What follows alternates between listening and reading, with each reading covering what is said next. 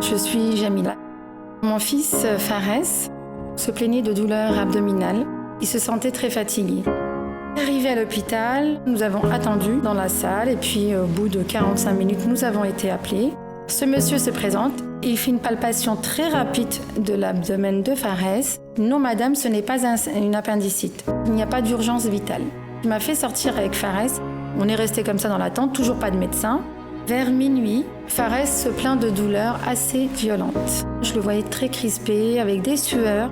J'ai toujours pas vu de médecin. Jusqu'au lendemain, autour de 7h30, il passe à la palpation. Cette fois-ci, c'était une palpation très minutieuse. Et il dit « c'est bon, je vais t'opérer ».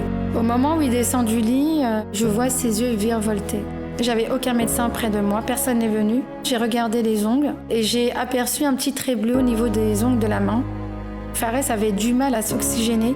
On voyait ses côtes en fait. Il cherchait l'oxygénation. Dans le couloir, Fares fait une convulsion à nouveau. Normalement, les gestes d'urgence, c'est tout de suite, c'est les secondes, les minutes qui suivent. Et là, il ne se passe rien. S'il ne se passe rien, c'est qu'il est mort. J'ai eu un entretien par la suite. Le rapport d'autopsie a déterminé qu'il est bien décédé d'un choc septique lié à une péritonite appendiculaire. Toutes les alertes que j'avais données étaient des signes d'alerte pour dire qu'il était en choc septique et non une crise d'angoisse.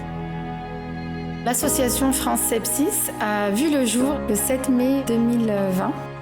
Mon rôle en tant que présidente de cette association, c'est de faire entendre ce qu'est le sepsis, de définir et de former et d'informer le grand public et les professionnels de santé. Mon objectif est que l'on arrive tous ensemble à décrypter le sepsis et de pouvoir reconnaître le sepsis comme une urgence imminente. Safety flows through me. BD, advancing the world of health.